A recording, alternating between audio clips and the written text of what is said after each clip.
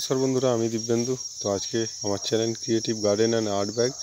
তো এইখানে আমি আপনাদের কিছু ইনডোর গাছ দেখাবো, যেগুলো কিছু আমার সেল হয়ে গেছে এবং কিছু এখানে ডিফারেন্ট ভ্যারাইটি এবং গ্রিন ভ্যারাইটি। এইগুলো দেখুন, এখানে ডিফেনবেচিয়া এবং অ্যাগলোনিমার বিভিন্ন গ্রিন ভ্যারাইটি, যেগুলো আপনার হাইট বেশি এবং খুব বড় বড় প্যাকেটে মাদার গাছ করা আছে। তো সেই ভিডিওগুলো দেখাচ্ছি। দেখুন এই গাছগুলো কতটা বড় হয়ে গেছে এবং এইগুলোকে সবে কালকে মাত্র জল দিয়েছি এবং গাছগুলোর গ্রোথ দেখুন কত সুন্দর। এবং এইখানে এটা হচ্ছে একটি আপডেট ভিডিও আপনাদের সামনে তুলে ধরছি, যে শীতকালে আমাদের অ্যাগলোনিমা গাছগুলো একটু কষ্টের মধ্যে থাকে, কিছু গাছ মারাও যায়। এটা একটা স্বাভাবিক ব্যাপার এবং এটা নিয়ে দুশ্চিন্তা করার কিছু নেই।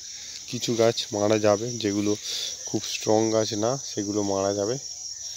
এবং এইটাই হচ্ছে এই গাছের নিয়ম বলতে পারেন। আবার দেখুন কিছু গাছে এই যে নতুন নতুন শুটস বেরিয়েছে, এইগুলো কিন্তু এই এরকম ছোট ছোটোই হয়ে থাকবে এবং এটা ফেব্রুয়ারি মাস যতক্ষণ না পড়ছে, গরম হাওয়া বইছে, তখন কিন্তু এই গাছগুলো কোনো ধরনের ডেভেলপমেন্ট হবে না। আপনি এই সময় হয়তো ভাবছেন এতে প্রচুর পরিমাণে সার দেবো, খোল দেবো, তাহলে গাছটি হয়তো আবার খুব তাড়াতাড়ি বড় হয়ে যাবে। অ্যাকচুয়ালি এইটা এদের ডরমেন্সি পিরিয়ড বলতে পারেন।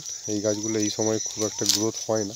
তো এই সময় এই ধরনের পাতা এইভাবে পচে যায়, নষ্ট হয়ে যায় এবং এইগুলো যদি না আপনি রিমুভ করে দেন, তাহলে কিন্তু গোটা গাছটি মারা যাওয়ার চান্স আছে। যেমন দেখুন এই যে গাছটি আছে, এটা থেকে নতুন নতুন শুটস বেরোচ্ছে এবং এই যে ফুলগুলো বেরোচ্ছে, এইগুলোকে কিন্তু আমাদের কেটে দিতে হবে।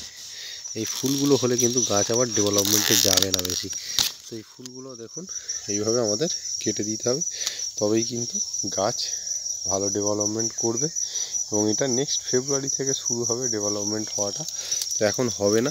যেমন দেখুন এই যে গাছটি, মাটি একদম ঝুরঝুরে মাটি আছে, তবুও কিন্তু গাছটি দেখুন এইভাবে পাতা শুকনো হয়ে নষ্ট হয়ে যাচ্ছে। কিন্তু এটা ফেলে দিলে হবে না, এই গাছটি কিন্তু আবার হবে এইখান থেকে।